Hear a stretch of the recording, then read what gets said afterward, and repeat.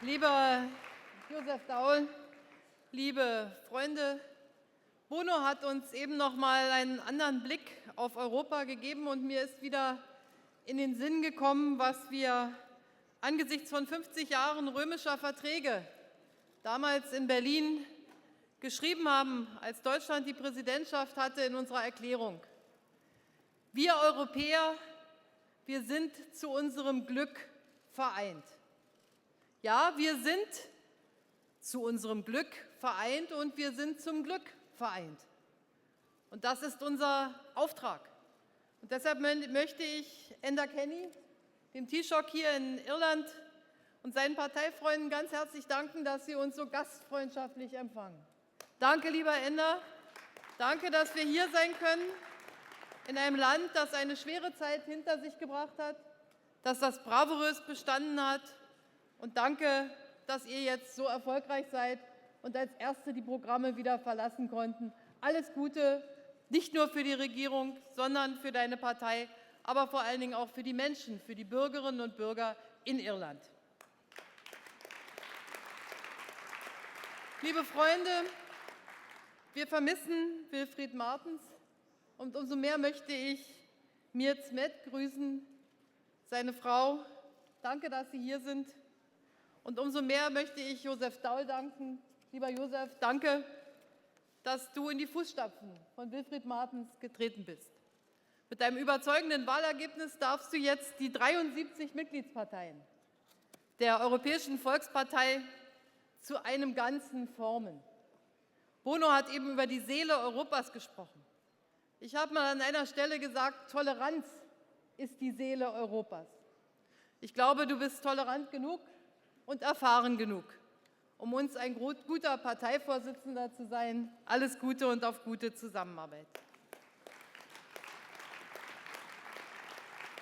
Liebe Freunde, wir sind hier nach 5 Jahren harter Arbeit.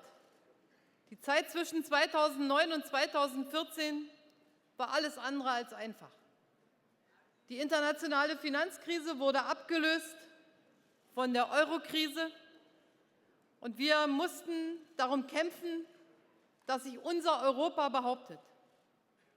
Und ich möchte auch noch einmal sagen, wir, die Europäische Volkspartei, haben gezeigt, auch wenn Europa auf dem Prüfstand steht, ist Europa erfolgreich. Und die EVP hat in dieser Situation ganz besonders Verantwortung getragen. Mit dem Präsidenten der Kommission, José Manuel Barroso, mit dem Präsidenten des Rates, Herman van Rompuy, mit unseren Kollegen in den Ländern, mit unserer Fraktion im Europäischen Parlament. Und was zeichnet unsere Arbeit aus? Das Erste ist, wir trauen den Menschen etwas zu. Wir sind nicht die Partei, die glauben, dass der Staat alles machen kann, sondern wir glauben daran, dass jeder Mensch seine Verantwortung für das Ganze einbringen sollte. Freiheit ist nicht eine Freiheit von etwas, sondern Freiheit ist eine Freiheit zu etwas, dazu Verantwortung zu übernehmen. Zweitens, wir waren erfolgreich, weil wir uns nicht vor der Verantwortung gedrückt haben. Wir haben den Tatsachen ins Auge geschaut, wir haben Lösungen gefunden und wir haben die Probleme nicht nur besprochen, sondern wir haben sie angepackt und wir haben das, was zu tun war, umgesetzt. Und drittens, liebe Freunde, und das finde ich ist das Wichtigste, was uns auszeichnet, wir sprechen mit einer Stimme, egal wo wir sind, ob in Deutschland oder Griechenland, ob in Bulgarien oder Finnland. Wir tun das, was wir sagen, und wir sagen das, was wir tun, und überall in Europa gleich. Das zeichnet uns aus.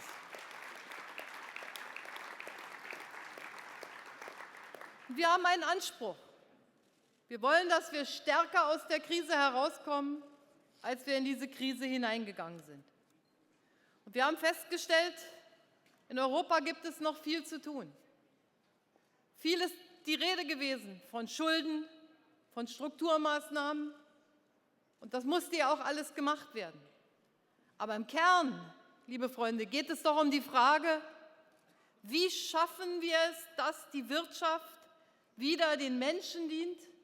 Und was schaffen wir es, dass die Menschen in unserem Europa für sich eine Zukunft sehen? Und das heißt im Endeffekt, wir brauchen Arbeitsplätze. Diese Arbeitsplätze werden nicht vom Staat geschaffen, sondern diese Arbeitsplätze können nur entstehen, wenn Menschen in unseren Ländern Verantwortung übernehmen, Unternehmen gründen, für andere Arbeitsplätze schaffen und wenn wir als Staaten, als Regierungen die Leitplanken setzen. Denn wir haben festgestellt, wenn Wirtschaft ohne Leitplanken sich entwickelt, und das war im Beispiel die Finanzwirtschaft, dann wird die Wirtschaft nicht dem Menschen dienen und dann haben wir keine menschliche Gesellschaft. Und deshalb heißt unser Credo soziale Marktwirtschaft. Eine Ordnung, in der die Unternehmer ihr Zuhause haben, in der wir sie brauchen, und eine Ordnung, in der die Arbeitnehmer ihre Rechte haben und ihre Chancen haben. Und wir haben in den letzten Jahren festgestellt, wir sind nicht allein auf der Welt. Es sind andere hinzugekommen, die wollen auch in Wohlstand leben. Die wollen auch es besser haben als heute. Und heute müssen wir feststellen, dass wir an vielen Stellen noch vieles zu tun haben. Schauen wir uns die Internetwirtschaft an. Nicht Europa gibt den Ton an. Nicht Europa hat die neuesten Erfindungen an vielen Stellen. Und deshalb müssen wir unser Europa stärker machen. Nicht jede Aufgabe gehört nach Europa. Aber es gibt Aufgaben, die können nur in Europa im Wettbewerb mit den Vereinigten Staaten von Amerika, mit China, mit Indien, mit anderen großen Anbietern auf der Welt gelöst werden. Ein digitales Europa, ein Europa der Forschung, ein Europa der gemeinsamen Energiepolitik. Das muss unser Ziel sein, damit wirklich wieder Jobs, Arbeitsplätze für die Jüngeren und für die Älteren in unserem Kontinent entstehen, meine Damen und Herren. Und deshalb müssen wir weiterarbeiten. Wir haben vieles geschafft. Wir haben gezeigt, wir stehen zum Euro. Aber wir sind noch nicht da, wo wir hin müssen. Und deshalb ist es so wichtig, dass wir in den nächsten 5 Jahren weiter stark sind als Europäische Volkspartei und wichtige Positionen besetzen können. Und liebe Freunde, wir haben viel gesprochen in den letzten 5 Jahren über Wirtschaft, über Wettbewerbsfähigkeit, über Schulden. Aber wir haben auch immer in unserer Geschichte gesagt, Europa ist auch ein Europa der Werte. Und dieses Jahr 2014 ist ein ganz besonderes Jahr. Wir alle gedenken in Europa an 100 Jahre des Beginns des Ersten Weltkriegs. Und versetzen Sie sich einen Moment in diejenigen, denen wir glücklicherweise heute Geburtstagsbriefe schreiben, als Parteivorsitzende zum 100. Geburtstag. In was für eine Zeit sind Menschen vor 100 Jahren geboren worden? Der Erste Weltkrieg mit seinen vielen Opfern. Und als sie 25 waren, diejenigen, die vor 100 Jahren geboren wurden, vor 75 Jahren, da begann der Zweite Weltkrieg mit noch einer viel schrecklicheren Katastrophe. Und dass ich hier vor Ihnen stehen kann aus einem wiedervereinigten Deutschland, das hat damit zu tun, dass andere uns wieder eine Chance gegeben haben, nachdem Deutschland das Schrecken durch den Nationalsozialismus und die Shoah über die Welt gebracht hat. Wir werden das nie vergessen.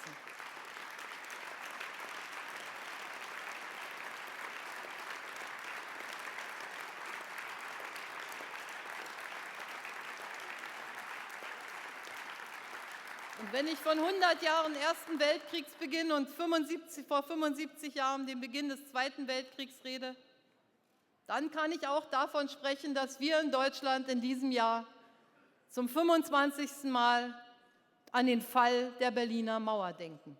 Das war vor 25 Jahren. Was für ein Unterschied zu der Zeit vor 100 und 75 Jahren.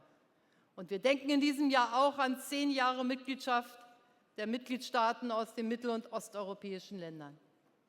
25 und 10, das sind 2 Gedenkzahlen, die zeigen das Glück Europas und die zeigen die Chance. Und jetzt stehen wir, und Sie haben das gestern bei den Rednern aus der Ukraine gehört, vor der nächsten großen Herausforderung. Was haben wir aus der Geschichte wirklich gelernt? Was tut man, wenn das, was wir erleben konnten, die Freiheit, die Demokratie, anderen heute einfach nicht gewährt wird? Wir wissen, was wir nicht tun können. Einfach wieder einen Krieg anfangen. Wir wissen, dass wir die Mittel der Diplomatie nehmen müssen. Aber wie schwer ist das? Gestern haben wir auf unserem Europäischen Rat darüber gerungen, was ist die richtige Antwort? Wie lange nutzt man die Möglichkeiten der Demokratie? Wie schwer ist das? Und wir denken an die vielen aufrechten Menschen, die über Tage und Wochen und Monate jetzt auf dem Maidan gestanden haben und sagen und rufen ihnen zu, ihr habt das gleiche Recht auf Freiheit und Demokratie, wie wir das haben, die wir heute schon in der Europäischen Union vereint sind. Und ich sage das genauso zu den Menschen in Weißrussland, zu den Menschen in Moldawien, Georgien, Aserbaidschan und Armenien, die auch zur östlichen Partnerschaft gehören. Und trotzdem bleibt es unsere Aufgabe, als Lehre aus den Kriegserfahrungen der Vergangenheit, Wege und Mittel zu finden, dieses Ziel zu erreichen mit friedlichen Mitteln, mit diplomatischen Mitteln und mit den richtigen Schritten. Das werden wir nur schaffen, wenn wir vereint sind, wenn wir gemeinsam Beschlüsse fassen, wenn wir uns gegenseitig verstehen, wenn wir uns gegenseitig zuhören. Und deshalb wird die Aufgabe der nächsten 5 Jahre nicht einfacher sein als das, was wir in den letzten 5 Jahren hinter uns haben. Aber ich finde, wir haben gezeigt, wir können das schaffen. Und deshalb lassen Sie uns als Europäische Volkspartei für eine Europäische Union kämpfen, die an die Bürgerinnen und Bürger zuerst denkt, an ihre Würde, an ihre Zukunft, an ihre Hoffnung. Deshalb lassen Sie uns für ein Europa kämpfen, in dem Demokratie und Freiheit ganz selbstverständlich sind. Wir haben uns viel gestritten in den letzten Jahren und es war nötig. Daran sieht man im Übrigen auch, dass Europa fast ist wie zu Hause. Zu Hause streitet man sich nämlich auch dauernd in der Politik. Und liebe Freunde, was wir aber nicht gemacht haben und nie tun werden, das ist, dass wir uns über unsere Grundprinzipien streiten. Über Meinungsfreiheit, Glaubensfreiheit, Religionsfreiheit, Pressefreiheit, Reisefreiheit. Das eint uns und das eint uns ganz besonders in der Europäischen Volkspartei. Und deshalb lassen Sie uns gemeinsam kämpfen, damit wir wieder mit einer starken Stimme Europa gestalten können. Es lohnt sich. Herzlichen Dank.